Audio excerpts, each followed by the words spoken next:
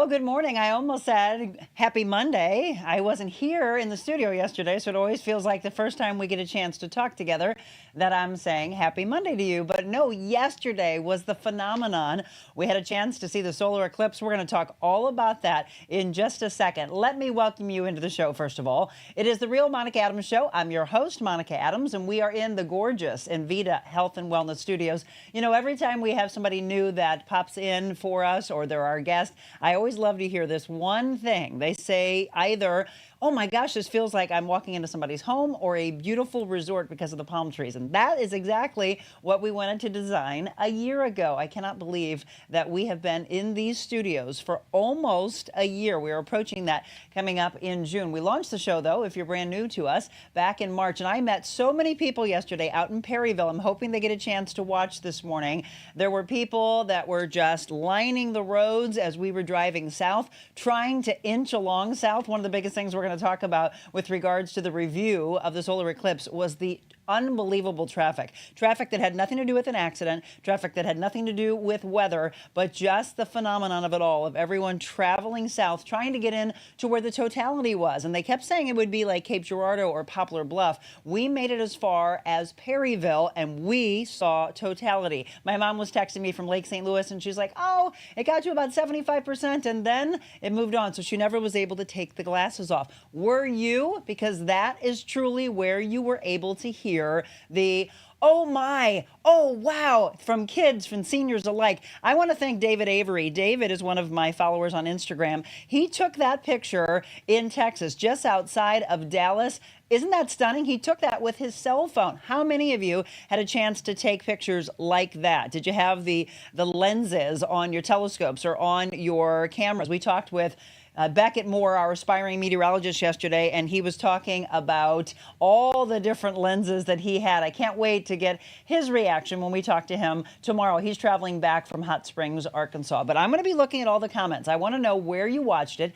Did you have the oohs and ahs? Were you with a huge crowd? Were you in your backyard, on a deck, in the front yard? Were you driving and decided to just pull over and be with a bunch of other people? We were really trying to figure out where we wanted to watch it as we were traveling. But let's tell you this, the traffic.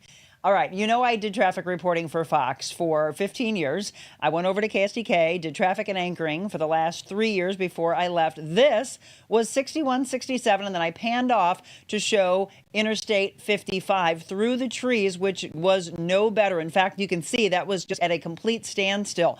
So here's what I heard. 80 miles of traffic between Cape Girardeau and Festus as people were trying to travel home yesterday afternoon. And these are some of the pictures that I pulled from MoDOT. That's showing, again, Richardson, right around the Arnold area as people were traveling in the southbound direction, which, again, normally at 8, 9, 10, 11, 12 o'clock throughout the day, it would be smooth sailing, right? Well, that was not the case. As we looked from Richardson to Imperial to McNutt, heading into Herculaneum and Festus, and that was the bottleneck. The other part was, it wasn't just 55. If you tried to get on to 61, 67, which was the video that we took, we were traveling from Highway M. We went over to 61, 67, and we were going in towards Festus, thinking that we were going to be okay. And I was looking at social media while Jim was driving, everyone saying it doesn't matter what highway, if you looked at the map, you saw red and yellow everywhere. Did you experience the same thing? Did you decide to get off the highway and forget about it and go back home? Or did you decide to stay in that?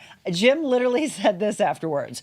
Please tell me this was your last high water mark and we don't have to do anything like this again. I have to give him so much credit. He had so much patience sitting in that, and I mean, it was stop and go and stop and go. However, he was really smart. He started looking and trying to find any side road that he could. We ended up getting actually on 61 going through Festus that way, and that was wide open. He got us as far again as Perryville. And I want to thank all of you that I had a chance to meet yesterday at the Missouri National Veterans Memorial, which was such a beautiful place to watch it. This is the area, and you can see all the flags in the background. So we were honoring our veterans. People were just setting up. Jim took some of the footage for us while I was putting the glasses on, because at this point, we were only about 5 minutes away from totality. Everybody getting ready, kids, seniors alike, and it was just beautiful to be around people that traveled from all over. There was a person from Hawaii that made it all the way down into Cape Girardeau.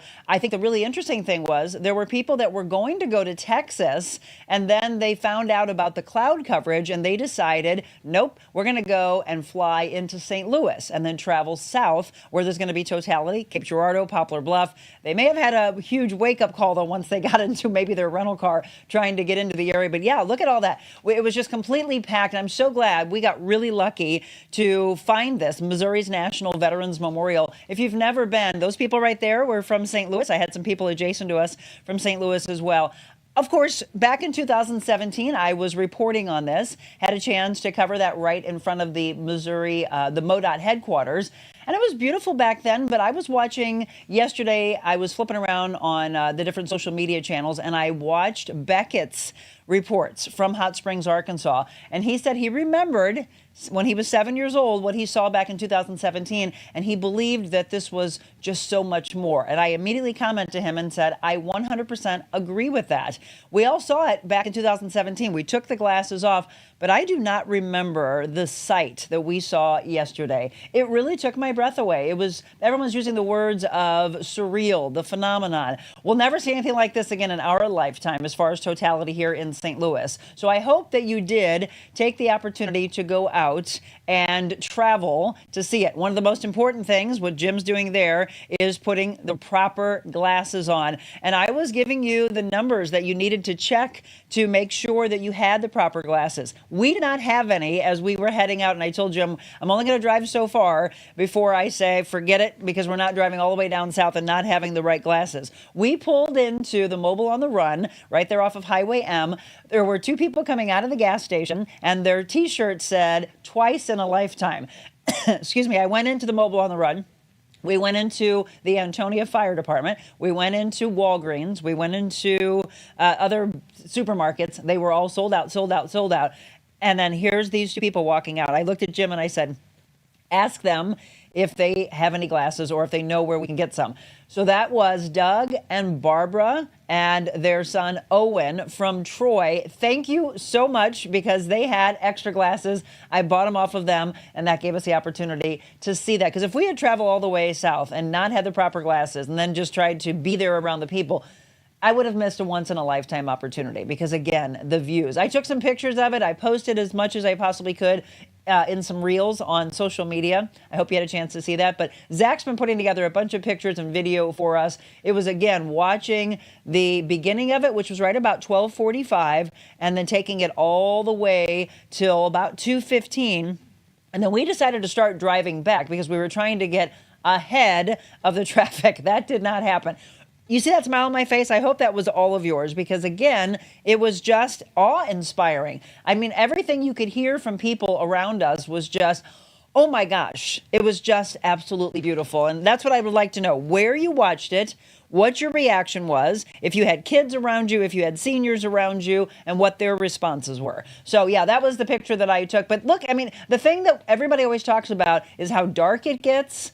And the drop in temperature, it was 81 degrees when we got out there. And when we got back in the car, it was down to 73. You could feel it. People were running. I actually was looking for my jacket and realized I left it in the car. But it was that kind of a 10-degree drop really quick that made you go, wow, this is just fascinating. Also, the street lights coming on, the animals going quiet. There was one really wild bird that kept chirping, but for the most part, all the birds started to go quiet, the insects, everything. That's the thing that I think is really the most exciting, is how everybody thinks, oh, it's dusk, it's getting to, it's getting to be dark, it's almost time to go to sleep. It's just, it was amazing. Okay, so if you missed it, if you were at work and you missed the whole thing, I'm sorry, because it really was a sight to be seen. Marilyn says, good morning. Good morning, we drove...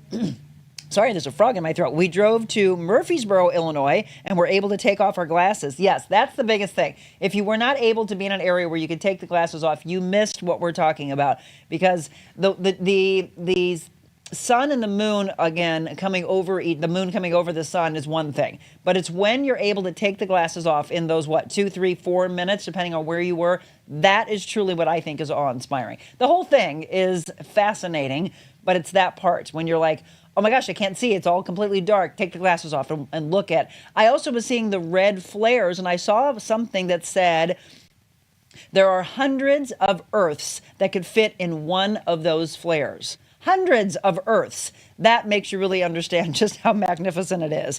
They were able to see the cheers from the crowd. Linda says crazy traffic. We even had heavy traffic in our back roads. Right, everything going into South or going back north in those 3 hours. It was unbelievable. It was the longest interstate trip I took. We took 61, 67, and it was bumper to bumper. That was from Missy. We did have slowdowns on Highway 3, Barb says. Love the Veterans Memorial. My brother volunteers there. Yeah, I'm so glad we found it. I will definitely go back. You were in Hawn Park, though, so that's St. Genevieve. That would be a really cool place, Missy Ann. We had slowdowns on Highway 3, but nothing like what was on Highway 55. 55 and 61, 67. Okay, so Julie says 2017 was better for her, but it was a great experience. So, Julie, you must not have been in an area where you had totality because it was just a completely different experience. So glad you got there in time. I'm sure many didn't. Love it. So Wayne was at Eckert's in Belleville. I videotaped the shadows and the sounds in my backyard. This is from Lisa. And it was amazing, even feeling the temperature change. Yep, the lights coming on, the nature sounds, seeing and hearing the birds and the animals react. Kathleen Morris says we were in a field in French Village. And Zach, while I'm talking, go ahead and drop some pictures in. The quiet, the calm, the coolness was amazing. An awe-inspiring moment. That's what it looked like. It was going to take over. Again, that ring, that diamond ring. Stayed on my patio at home with the family. That's Terry. She said she kept the glasses on and enjoyed seeing many changes with the shapes and the change to the temperature. How many have used a colander, or how many used a homemade thing instead of the glasses? They shared a moment with the dog, putting the glasses on for a picture. The rest of the time she stayed under cover, sleeping on the patio while we basked in the sun. Love seeing this experience without being in traffic. How many of you put sunscreen on as well? Because it was really warm yesterday. Stephanie said she saw it outside her apartment building in Columbia, Illinois. I almost went over to Columbia, by the way. It was dark. Birds were chirping, cooler temperatures. We didn't see much, but it was fun. Oh, well, then I'm glad I didn't go to Columbia then if you didn't get a chance to see much. Max Harris says 61 was packed, and he has a ton of A's in there. 2.5 hours to take a 1 hour trip. Yes, I heard that traffic was double, if not triple. And let's see, Max says there was a moment where it seemed like the sun was just gone. All of you that are tuning in right now, we're on Facebook and on YouTube. Drop some comments in. I just want to know what you all had a chance to see. And I was flipping around watching all the national news last night. We were watching Newsmax and Fox, and all of them were talking about see how we can all come together as a world, all doing the same thing, all cheering, all high-fiving each other. And that's the beauty of, even for a handful of minutes, or if you want to take it as a couple of hours, didn't seem like there was any arguing. There was no negativity. You know, this show's all about positivity, and yesterday was a true sign of how we could all come together. We all watched the same phenomenon. We all cheered it on. We all said the same things. Oh my, right? And we had happiness. Why can't we carry that on day after day? We have to continue to give you more days like yesterday. And who knows, maybe we can solve things, right? Mother Nature did her job, by the way, because the clouds parted in many areas. Even in Texas, where they were having some trouble with the clouds, they parted at the perfect time to be able to see just that. Again, David, thank you so much for sending that over to us. So that's a rundown for you of what we experienced. Diane said we watched from our front porch in Belleville. It was awesome, so quiet, and we loved it. Again, if anybody else wants to pop in throughout the rest of the show, feel free to drop that in. Let me give you the weather for today, as well as some quick stories in the news you can use. And then we're going to talk about another phenomenon, the 1904 World's Fair, Prelude to a Century. Do you know Patrick Murphy, a longtime PBS producer? We're going to talk with him about his new book in just a few minutes. The Cards, by the way, lost to the Phillies. UConn beat Purdue to win their back-to-back NCAA national titles. Their game, by the way, 75-60. The Cards will play the Phillies again tonight, that first pitch at 6:45. And Rawlings, by the way, is unveiling a new exhibit, and that'll be at Westport Plaza in Maryland Heights this Friday. It will include current and some historic gloves. They'll have a hit lab where you can test out different bats, a place to actually design your own custom glove, and other exhibits showcasing the history of baseball. This is pretty cool. There's also plenty of merchandise, of course, to buy, and when it opens, you can take photos with Cardinals alum Ozzie Smith and Ted Simmons. Again, this is Friday. The event is free to attend. You can get a photo with a 1,200-pound baseball. Rawlings rolled the giant golden monument out in front of its store last month. So again, that's coming up on Friday. Congratulations to Shriners Hospital celebrating 100 years. And get this, Cracker Barrel's first ever yard sale of antique restaurant decor. How long do you think it took to sell that out? Cracker Barrel. Everybody loves their antique decor. I love the rocking chairs. We actually have the rocking chairs on our front porch just because of Cracker Barrel. Not the Cracker Barrel ones, but at least they gave us the idea. Their first ever yard sale of antique restaurant decor. How long do you think it took to sell out? I'm going to give you just about a minute to tell me how long you think it took to sell that all out, Cracker Barrel. Westport's really getting a new life, Julie says. She loves it. I know. That's where Channel 4 now has their hub. There's so many things going in. They have that new restaurant, the 360 up top. I think that is so super cool. All right, so it took 30 minutes, by the way. 30 minutes to sell out their first ever yard sale of antique restaurant decor. Absolutely crazy. All right, in today's weather, what the weather is what we call it, and we'll have Beckett Moore back on with us tomorrow. Today, if you live south of St. Louis, spot rain chances. Actually, depending on where you are, south and southwest, you could even see some hail. A high of 72 and a low of 54. Wednesday, we have a 70% chance of rain and storms, so definitely find the umbrella or the ponchos. A high of 68 and a low of 52. On Thursday, a 60% chance of rain with a high of 63 and pretty breezy in the evening, a low of 47. Then we start to get the rain out of there and we're going to have a warm up. And I do mean unseasonably warm by the time you get to Saturday. Friday, sunny with a high of 67, breezy and a low of 47. And then get this, warm and sunny on Saturday, a high of 83. Sunday, a quick shower is possible with a high Sunday of 85 and a low of 59. And then Monday's high 78. So there's the weather for you. The news you can use, nothing negative at all about that, right? And just the phenomenon of it all, which was truly incredible yesterday. All right, it is 7:17. We're going to take a break, and when we come back, we're going to talk about another phenomenon. Have you heard the stories, maybe from your grandparents? Have you seen the pictures about the 1904 World's Fair? Well, we're going to talk about a prelude to a century. The book out from Patrick Murphy. He will be in the blue chair when we return. Envita Health and Wellness, where you can feel your best both inside and out. Envita isn't your typical med spa. They're a multi-specialty medical spa and wellness center serving St. Louis and its surrounding areas. They have ketamine for mental health and pain, IV therapy, medical weight loss, and aesthetics treatments. As board-certified anesthesia providers, Envita can ensure that their advanced treatments are provided safely with minimal to no pain. So let Envita take care of you. Call 314-394-0950 to book an appointment or online envitahealthandwellness.com.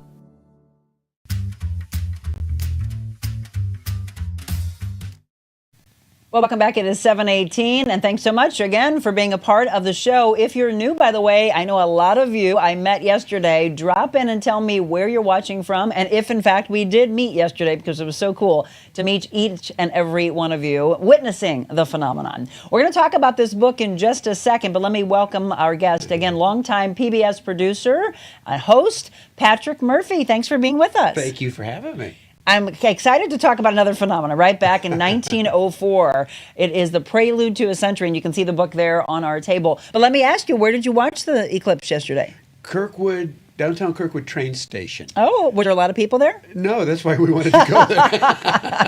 What I found was people were driving around, they just decided to stop, and if they saw people gathering around, they just stopped and decided to be with them, or just stop because you started to realize, time-wise, I better get out of the car because it's time to start watching this thing. Oh, it was so cool the way the color changed, and you could almost like feel the air, and the shadows were so weird. Yes. And it was something. Did you notice? So I really was starting to try to tap into every sense. The smells were different. Yeah. The feel of the air, the drop in temperature by 8 to 10 degrees. And these were like blurry, a little blurry. You know, I don't know. Did you have proper glasses on, Patrick? Oh, my wife kept saying, "Don't look at the sun." I'm going, "I'm not looking at the sun. I'm not an idiot." Well, you know, it was funny, though, that you say that because Adam Wainwright was interviewed. He went down south to perform because now he's a country music singer. Yeah. And they were interviewing him, and he said back in 2017 he didn't have the proper glasses on, and he had a white spot on his eye for like 2 to 3 weeks. So he did a little damage. Yeah. Right? You've got to take the sun seriously. Oh, absolutely. Well, it was kind of interesting because when you knew you could take the glasses off, again, if you experienced totality, at that point it was, how quickly do I need to put them back on? Yeah. Well, there was a brief second where all of a sudden that ring started to come and the sun's coming back through, and my husband and I both went, oh my gosh. Like you almost feel like, he and I both, when we got home, we covered up our eyes to go, do you see any spots? No. Okay, we didn't do any damage, I hope. I still did the same thing a little bit, like, yeah. It's incredible, wasn't it? Yeah. I mean, so how do you compare it back to 2017? I thought 2017, we were out in the country then. Oh. My wife has a horse, and we were out like at a farm out in like near Pacific, Missouri. And I thought it got a little darker in 2017 than it did last. So see, I think it depends on where you were. When Maybe. I was covering it back in 2017, and we were right in front of MoDOT's headquarters, Yeah. and watched it then, it got dark, but I don't remember seeing the view that we saw yesterday. But again, I was out in the country. So I think Yeah. it depends. If you were in the city, and a lot of people were saying, oh, I don't know, I think my experience was better back in 17. It depends on where you were. If you were out where we were, Perryville, Cape Girardeau, Poplar Bluff, Yeah, that's where it was really happening. yes, Yeah. which was amazing. I'm glad that we stuck it out and went through that crazy traffic. Well, an eclipse, no matter what, is a pretty impressive Yes. thing, But my husband kept saying, are we really going to do this? We're really going to get stuck in this traffic? And I said, it's a once-in-a-lifetime experience, or twice in a lifetime. Now it's no longer. We're not going to have another one again in our lifetime. Earlier in the day, we were taking 44. We had to go up north on 270. And like to Chicago, it looked really good. But down to Memphis, it was like, oh, God, I'm glad we're not in that. I'm so glad. Yes. If you're just tuning in, we're talking about the amazing, again, experience of the solar eclipse yesterday, and the traffic was just unbelievable. Well, with regards to phenomenons, right? 1904 World's Fair. We've heard about it. There's songs about it. There are things that happened back then that we're still talking about today. Remarkable things that launched in the 1904 World's Fair. Well, Patrick is coming out with a book now. He's going to be doing some book signings. It's called Prelude to a Century. So what made you want to put this together? I grew up in St. Louis. My grandfather sold newspapers at the World's Fair. He was a kid, like a 12-year-old kid. The family lived in Cary Patch, and he sold newspapers there. I heard stories about that as a kid. I love St. Louis history, and it was the 120th anniversary, and it just seemed like it would be fun. Every generation interprets the World's Fair a little bit differently according to the world that they live in. Sure. And I thought it was about time, probably, to look at it from our perspective today. And I was really interested in what did people back then think about it? Like, considering what they believed and how they lived and the technology they had. What was it like to drive take the trolley down to the fair and see this incredible Oz-like white city? Right? Again, if you're just tuning in, Patrick Murphy.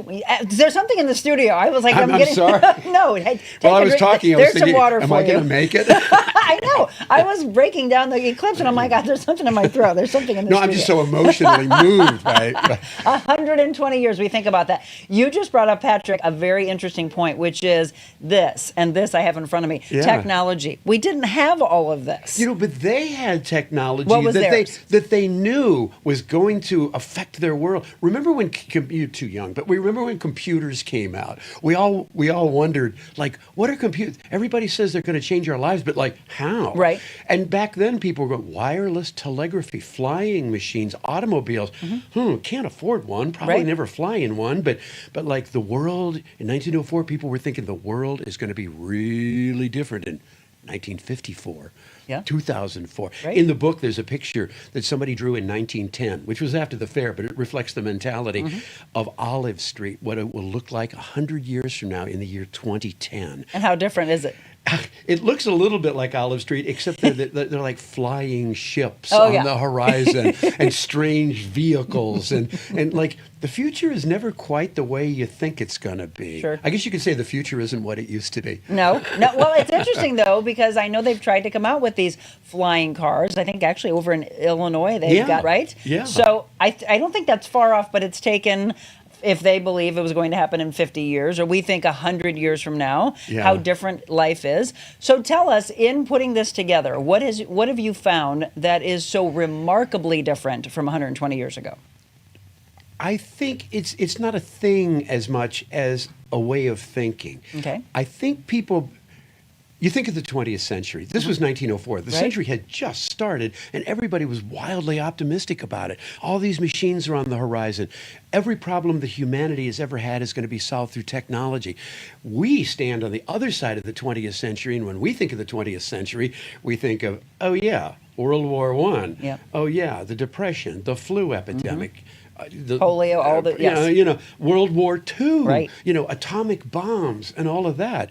And it's still been an amazing century, but it wasn't what they thought it was going to be. So I think the most amazing thing that I thought that I experienced in putting all this together was how people thought back then about things and what they thought the future was going to be like and how it turned out to be completely different. They had this optimism. And I think that's one of the things that we love about the fair.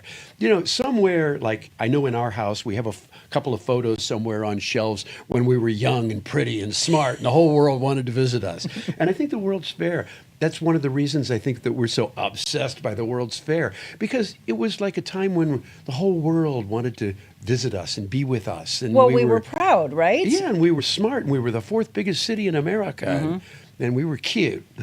Well, and we want to, again, we think about what many people are going to say, well, whatever, that was a simpler time. It's never going to be like that again. We can only hope that we could draw that kind of attendance to events. I mean, we're proud of a lot of things that we've done in St. Louis, but meet me in St. Louis. Hoochie coochie, Yes. all the lights are shining nowhere. And you get so immersed in a book like this. I mean, every day you're writing, you're down at the Missouri Historical Society getting pictures and things.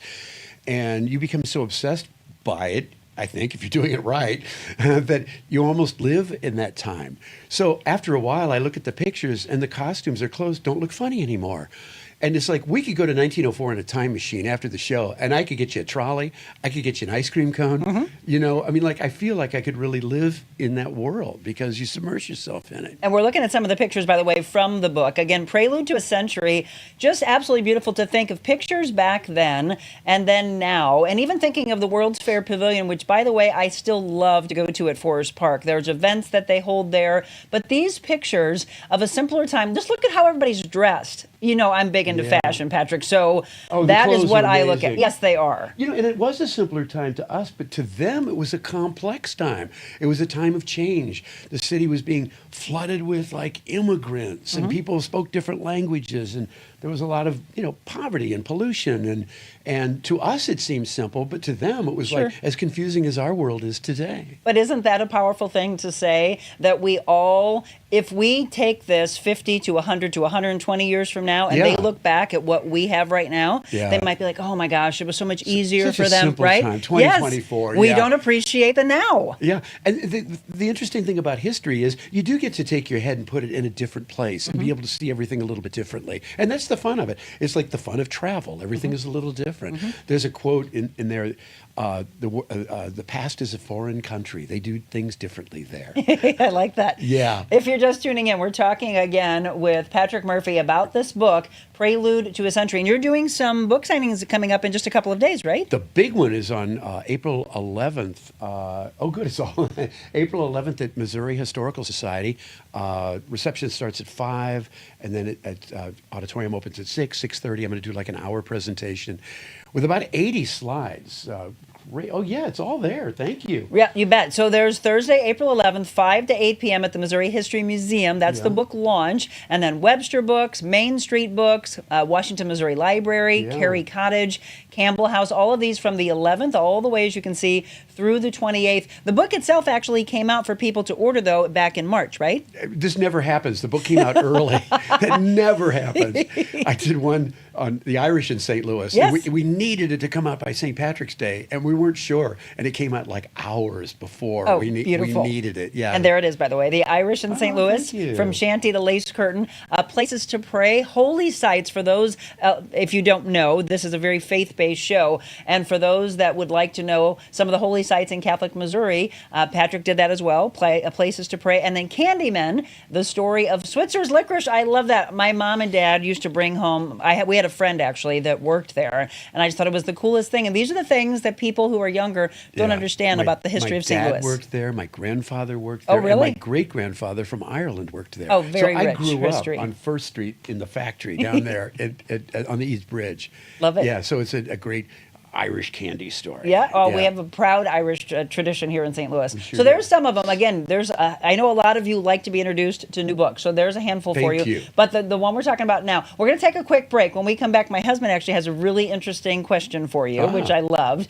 If you have any questions for Patrick, feel free to drop them in the comments or anything that you remember that your parents or grandparents maybe told you about the 1904 World's Fair. We'd love to have some of that history. We'll have more with Patrick Murphy when we return.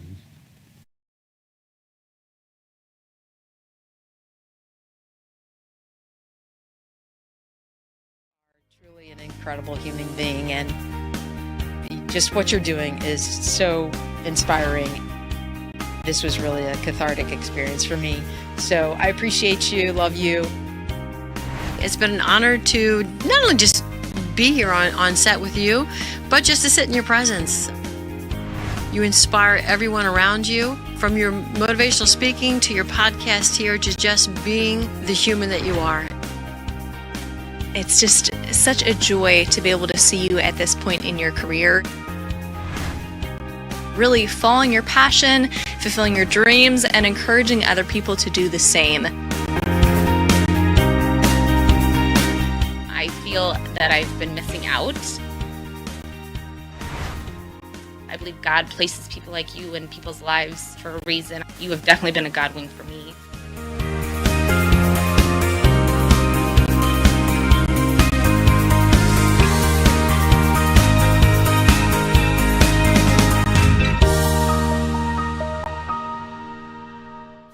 Welcome back. It is 7:32. Welcome into the Real Monica Adams Show. If you're just tuning in, welcome aboard. Again, I'm always looking at the comments, and we love to find out just how far-reaching this show is. Patrick Murphy, longtime broadcaster. We are sitting here talking about the old times, right? We're talking about 120 years ago, the 1904 World's Fair, but also talking about broadcast history. Where did you get your start? Purely by accident. I wasn't in broadcasting. I didn't study broadcasting. I saw an opening for a news station called KWMU where they wanted a news reader, a news guy. And I went in and I read a script. I'm sure I was awful, but for $150 a week, I was probably good enough. And then they said, "Do you know how to work a board?" And I knew I didn't know what a board was. What kind of board? With the dial, but I knew I wouldn't get the job, so I went, oh, yeah, sure, yeah, that's sure. like old hat. And so, Sunday at like 6:00 in the morning was my first shift, and I did it to dead air because I didn't know how to work a board. You just have to fake it till you make it, Patrick. That was like 1970 or something. Yeah. But how long with PBS? Well, part of the time I was staff at PBS Channel 9, and most of the time I was an independent. Okay. Just like an independent producer and voiceover guy. Back in the 80s, I was big in the 80s. You could make a living doing commercials and voiceover work and on-camera work for corporate stuff or just commercials. And a whole bunch of us just did that for probably 15 years. And that fell apart. Now everybody jumped into the pool, right? Yeah. Yeah. Well, we were just talking about, you said, Talent Plus is in here, which you did a lot of work My with. agent, forever. Yeah. Yeah, I love it. Sharon Love it. Tucci, Yep. who was one of the most wonderful people. Sharon, if you're out there, I love you. And she's still involved out there all these years. It's just, She it's took incredible. good care of us. Back Yes. then, she gave us each a pager. A pager. Oh, yes, I remember So those. if you got a gig, the pager would buzz, and you go, oh, wow, and then you'd pull over and look for a payphone. Right? You'd call her. And that's the thing. I mean, we're talking about the changes over the last 120 years, but we could just go back 20, 25 years and see the remarkable changes. Because, yes, when I was a news director at WIL, I had a pager, WIL, and it sure. was, breaking news, got to go to this, or I would have two pagers. One of them was Ooh, given to that's me. Well, one of them was big given to me time. by police. They actually gave me their police pager, so I was like a level up from of the rest of the stations. So we would get there. Sometimes I tell young producers that when I started, the cameras were all steam operated. And you have to get there early in the morning and stoke up a good fire for the morning show.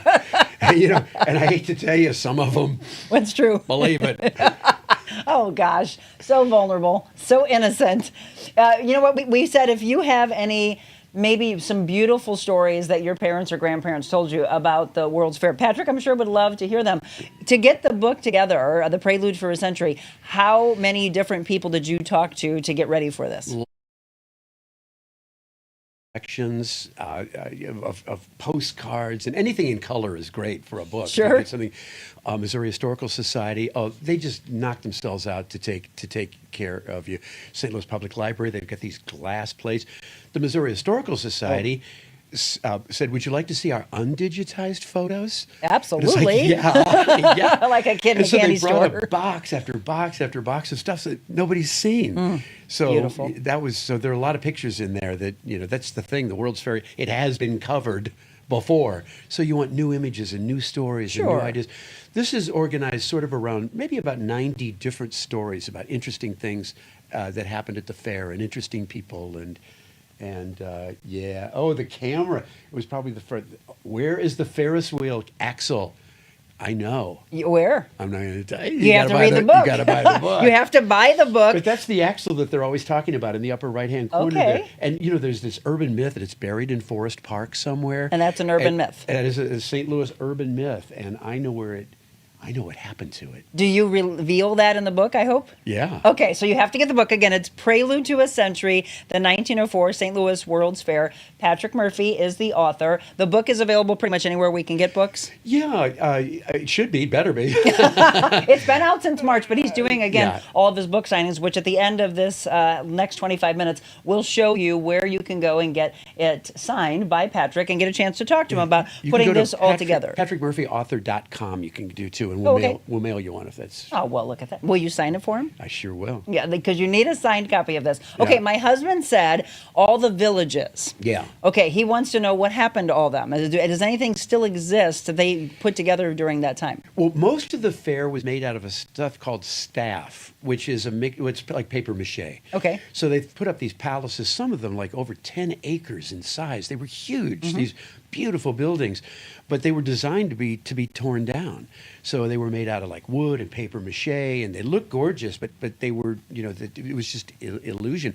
The only building that was really left over is the art museum, and then the bird cage. Everything else was torn down. So those were the only actual structures? Some of that were designed to be permanent. After the fair, some of the places, the little international palaces, like the Italian building or the Belgian building, Anheuser-Busch bought it and brought it down to the brewery. In Webster Groves, there were a couple of houses and other places too that used to be like demonstration houses and things. So they are kind of scattered here and there, and also in other cities. So, but there isn't much left. But the amazing thing is that there aren't many traces left. But if you stand at the top of Art Hill and you use your imagination, and you've seen some of the pictures, You can feel like you're there? You can. You Really? can actually feel the vibe. And a lot of the pictures were taken in black and white. But one of the things I learned was like the Cascades, the water tumbling down Right. Art Hill. A lot of those lights at night were in color, but the pictures are in black and white, so Exactly. they just look like they're white. Right. But they were in color. Well, that's the thing about whenever we watch black and white movies, I always do sit there and go, I wonder what colors they're wearing. I wonder what that looks Yeah, like. Right? yeah. Because you just missed so much of that until we got color, which again, we just, everything that has changed every 10, 15, Yeah. 20, 50, 100 years, we take for granted. This show is in color, right? No, it's really black and white. How did we do this? It's magic.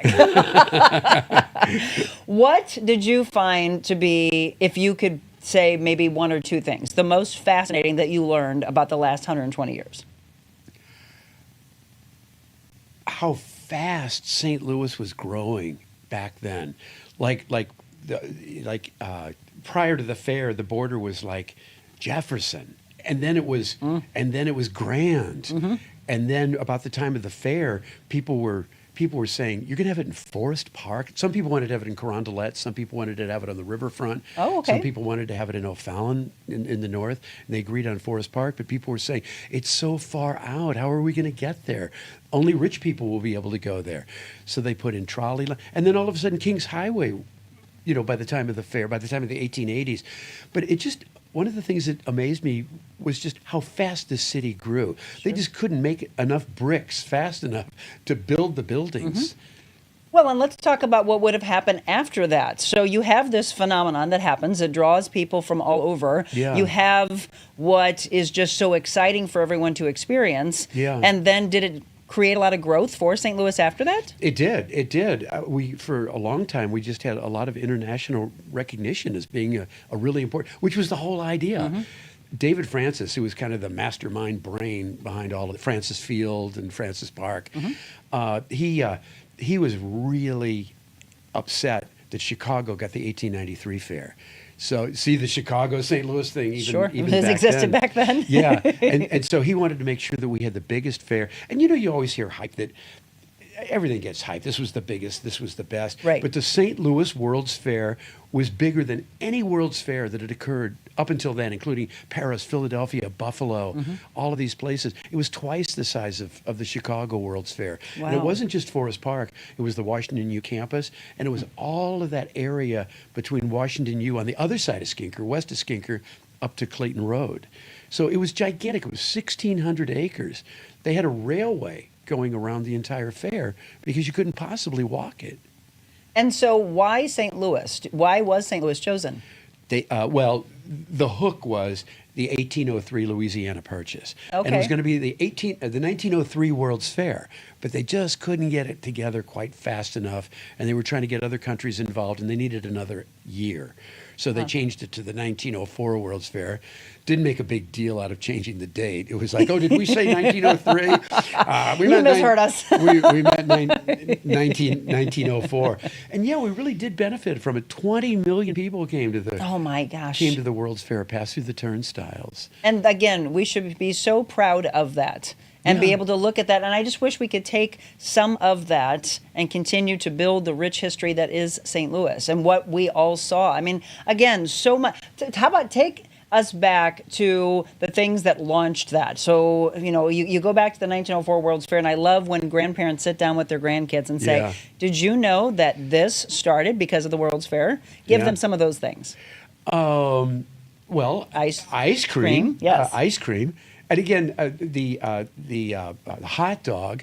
But then you have to kind of wonder a little bit, like, what does inventing a hot dog mean? like, What are you engineering there? There's a rumor that there you go. Oh, that's so biting awesome. Ice cream cones down on the pike. The pike's the whole thing too. The amusement area. Iced tea was not invented at the World's Fair. It was years. Again, what is iced tea? You tea and you put ice in it.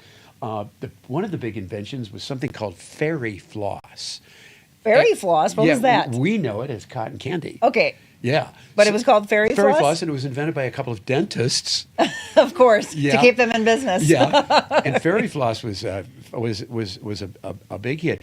But also premiered there were the beginnings of radio.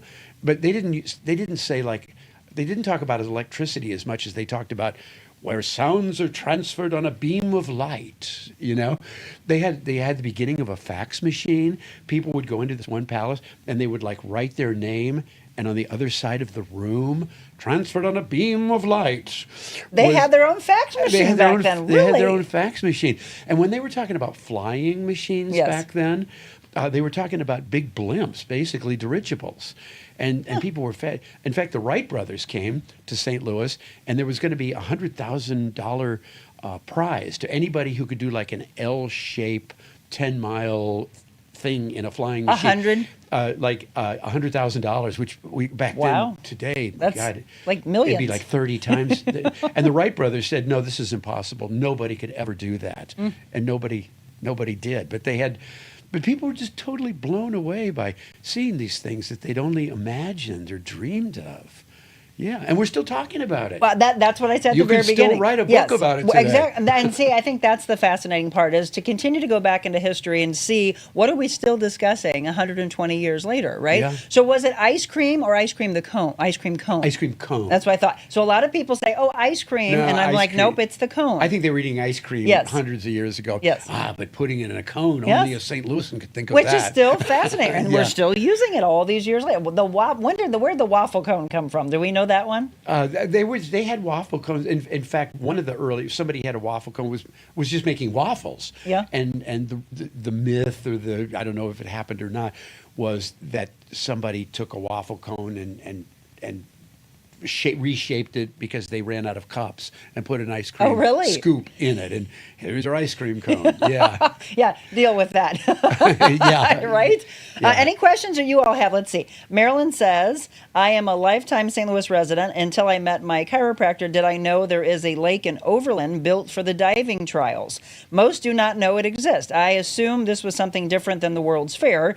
Do you know that story? When it was built, it's in the early 1900s. It was way out in the country, a nice lake. Have you ever heard of that? Like sort of near Creve Coeur. She says in Overland. There were a few things that were off, sort of like off campus. Yeah. And there was I didn't deal with that a lot because I was mostly concentrating on the area around Right. Washington. But U and the maybe park. that's your next But, book. Yeah, maybe. Yeah. You're giving him another book. That's good. Right. Hey, diving trials. Let's Thank look into you. that. Okay, I take some Oh, notes here. so we were talking about the licorice earlier. Still love that licorice. Yeah. Chocolate. Do you remember the chocolate licorice? Yeah, That, yeah. Somebody said that's my favorite. Yeah. My father drove the bus by here, and we would bring the kids. They would bring back some of the bags for the 5 kids. It was like Christmas to every time they would do so. Yeah, I said my parents had friends that worked there, and she would just load us up. My mom still to this day, she's like, no, you got to get the licorice away from me. I'm going to put it in the freezer so I don't eat it. Well, they went to licorice in World War II because of sugar rationing, and before Oh. that, they made chocolates. And not to get too far off topic, but my great grandfather, he was the British wanted to hang him when he was about 18 because he had participated in some uprisings. Wow. And he came over here in steerage, and his family had a candy shop in Dublin, and I've actually been in the building in Dublin. Oh, very cool. And so all he knew in America was how to make candy. He ended up in St. Louis and started a company with his brother-in-law, Fred Switzer. And Very cool. Switzer's licorice. Look at and, this. And Switzer's actually an Irish name. The Switzers have been passing for German for a long time. But When they're did that really- close, by the way?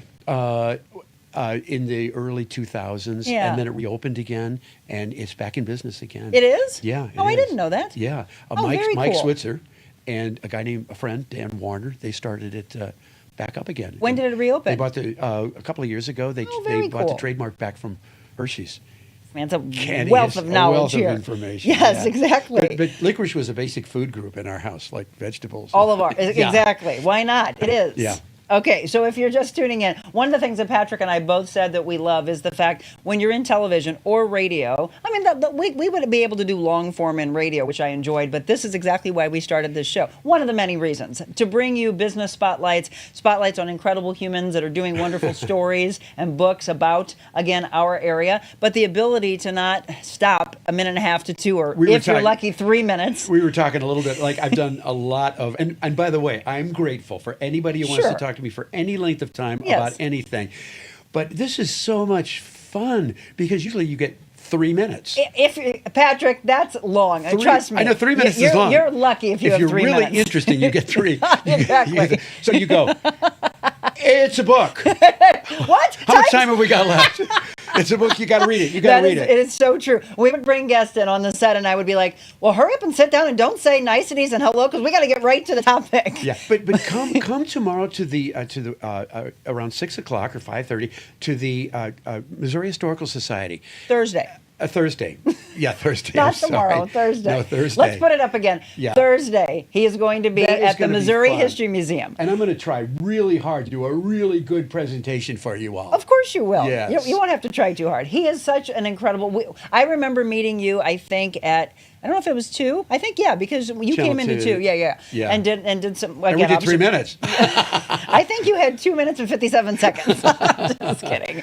A lot of opportunities for the book launch and the signings. Again, a prelude to a century. I mean, just think about 120 years and just how fascinating it was, how proud we should be. But I love the fact that you said we can stand at the top of Art Hill. What I would recommend is take the book with you on a Yeah. really gorgeous day, right? Yeah, And yeah. sit in Forest Park, look at the pictures, close your eyes, stay present, Yeah. be calm with the mind, and see Yeah. if you can hear and feel and smell the sounds of cotton candy, of the Yeah. ice cream cones. Oh, I get chills when you Aw. said that, because one of the things I think, if you like history and if you like writing or making documentaries or whatever, it's a form of time travel. Mm-hmm. And when I was a kid, I wasn't like all the other kids. I used to play this little game in my head. If I was back then, we walked everywhere, rode our bikes everywhere, and so you had a lot of time to think. And I would pretend like I had a time machine, and I would be driving around my neighborhood, and it was like either the past or the present. A book like this, my objective was to actually take you back there so you could feel like you were there and experience it, not just as something that happened in the past, but like you're actually there with the mindset of somebody who was experiencing it. People thought differently about their country, the world, science, everything. Everything was different. And you're seeing Once Upon a Time, the timeline of it all. So I'm going to guess that you're a fan of Back to the Future. Oh yeah, anything with that. No, that is Puck magazine. That's an English magazine, like England, the country, and that, if you could see it up close, that's St. Louis. The woman is St. Louis bowing before the world. Wow. And what a moment.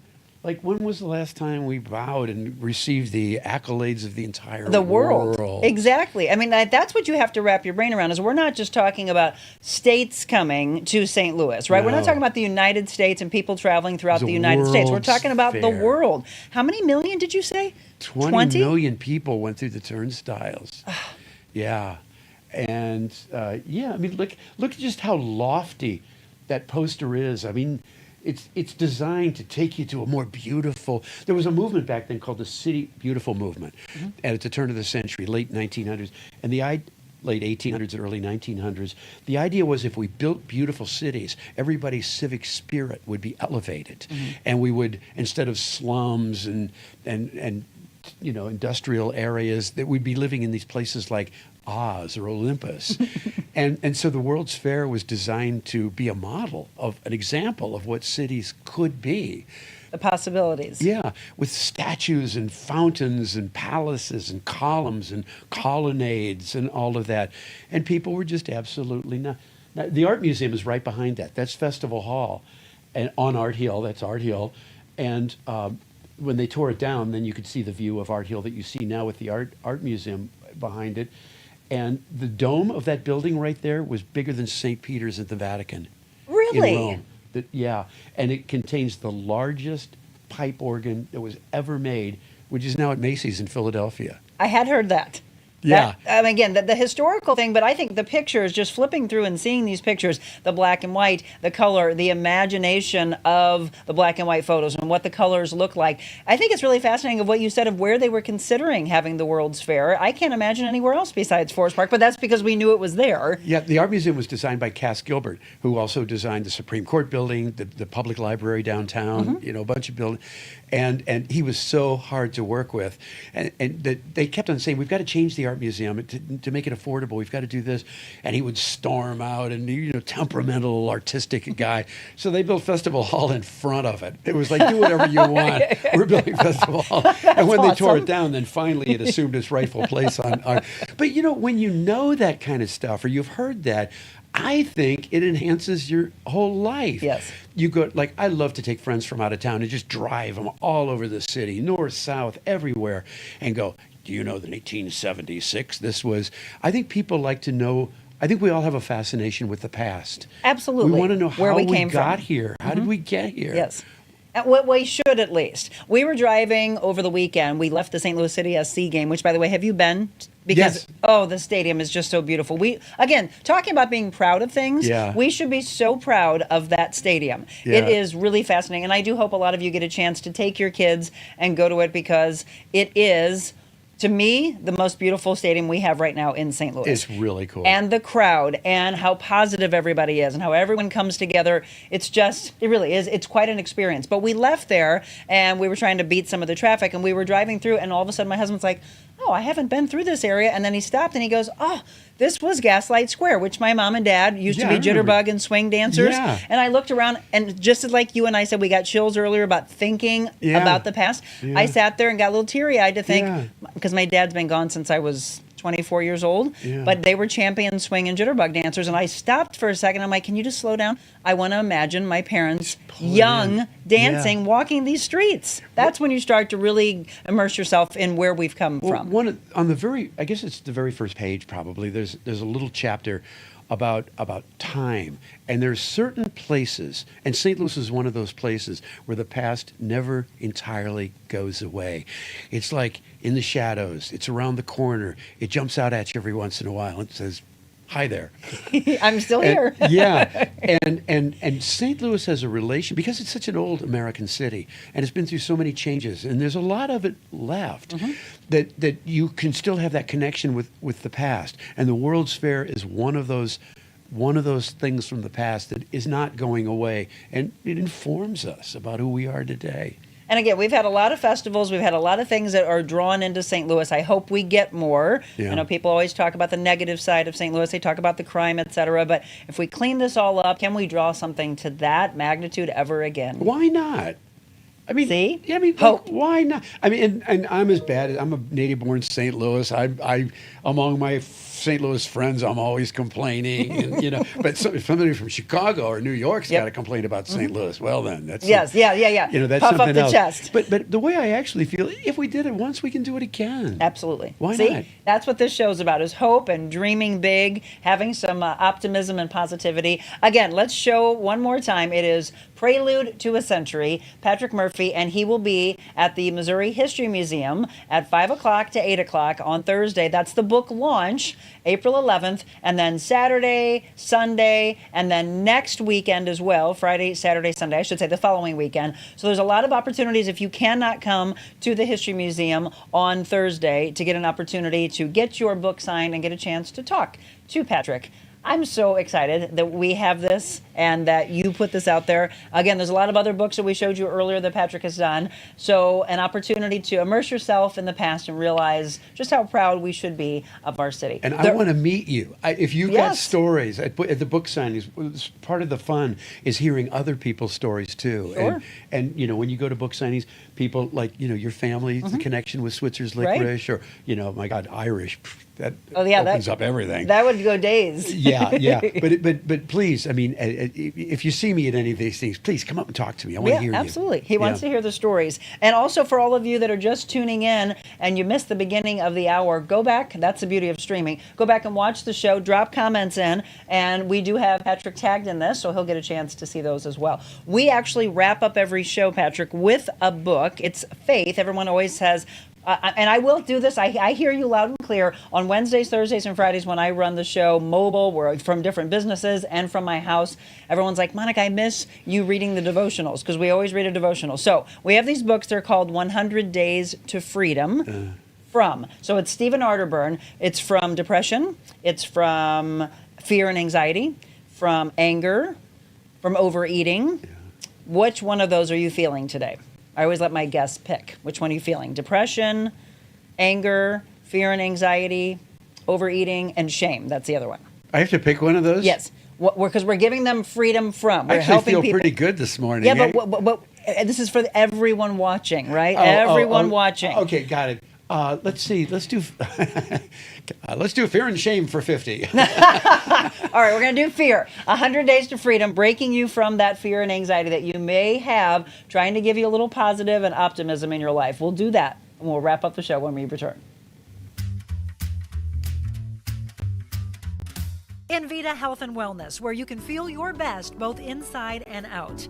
Envita isn't your typical med spa. They're a multi-specialty medical spa and wellness center serving St. Louis and its surrounding areas. They have ketamine for mental health and pain, IV therapy, medical weight loss, and aesthetics treatments. As board-certified anesthesia providers, Envita can ensure that their advanced treatments are provided safely with minimal to no pain. So let Envita take care of you. Call 314-394-0950 to book an appointment, or online, envitahealthandwellness.com.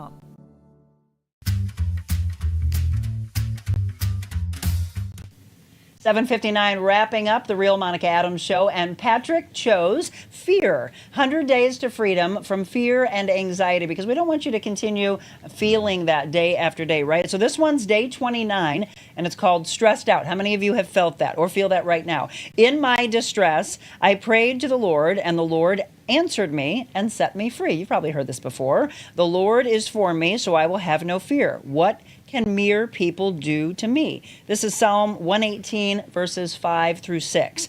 Are you feeling stressed out? That's the question I ask you right now. We want to get you away from that. Do your family responsibilities feel way too busy?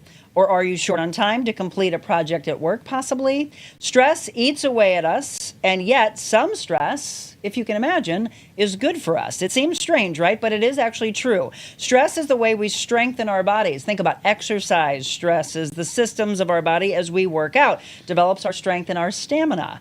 Exercise is a natural stress reliever as well.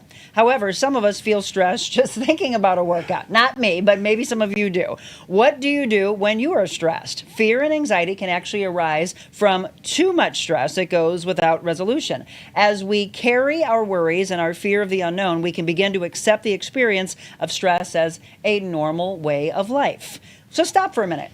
Take a deep breath. We always talk about this when I do my life coaching, getting you to breathe, getting you to find some clarity, do a little meditation. Deep breaths. When you're stressed, by the way, it's that big chest breathing, which is dangerous for your health. So we want to breathe from our diaphragm. So take a deep breath for me. If the last couple of hours since you woke up, maybe you're feeling stressed out. Whatever is stressing you out right now, God already knows how it's going to turn out. We don't, but He does. Will you sit for a while and share with God in prayer all of the stressful things that you're dealing with right now? Whatever the situation, God is not stressed about it at all. In fact, He loves you and wants you to offer His strength and wisdom for each day of your life. Charles Spurgeon said, "Get alone with Jesus and He will comfort your hearts and restore your weary souls." C.S. Lewis, who I absolutely love, said, "One is given strength to bear what happens to one, but not the 101 different things that might happen." Good one. And Beth Moore, may God remind us daily, no matter what kind of obstacles we face, that we are loved and we are empowered by the one who brought the universe into existence with the mere sound of His voice. Nothing is impossible for Him. So the prayer for today: Dear Jesus, I need relief today from the stress in my life. You are greater than all these things that occupy my mind. Thank you for the assurance that you are able to guide me and strengthen me as I work through victory. Amen to that. That was a good one, Patrick. Thanks for choosing that one today. That was wonderful. And as we wrap up, I was just asking Patrick, how long did it take to bring this to fruition? You said? About a year. A year. Yeah. That's a lot of work that he put into this book. But a lot of blood, sweat, and tears. It doesn't feel like work when you do something that you Your really passion. enjoy. Yeah. Isn't that true? Yeah. Yep. Well, thank you for being a part of what I enjoy doing every day, which is Thank you so much. spotlighting. Good to see you again, by the way. And so another great book out from Patrick Murphy, Prelude to a Century, and he'll sign it for you. He'd love to talk to you. Bring your stories, by the way. If you've got some great stories from back in the World's Fair or anything really over the last 120 years, I'm sure he would love to hear about that. Thank you, Patrick. And thank you to each and every one of you that tune in for us. Tomorrow, we're going to focus on CARE STL. I'm going to interview Wang Horak. We're going to talk about their upcoming gala, their inaugural gala, and I'm super thrilled to be emceeing that with the wonderful Julie Tristan, who is longtime radio broadcaster, and then I'm going to be doing the auction. We want to raise some big money to take care of those animals. So that'll be on the show tomorrow. Thank you so much, and I say it every single time we're on. Every time you go out, I want you to get out of your comfort zone and reach out to somebody new. Say something to somebody at the grocery store, passing by at the History Museum, as you're in line waiting for your book to be signed in a couple of days. Say hi to somebody that maybe you wouldn't have in the past. You will find out some remarkable things about each human being. And what you're going to show to each person that you get a chance to talk to is kindness. And that's what we need more of. So please go out in the world and be kind. God bless you all.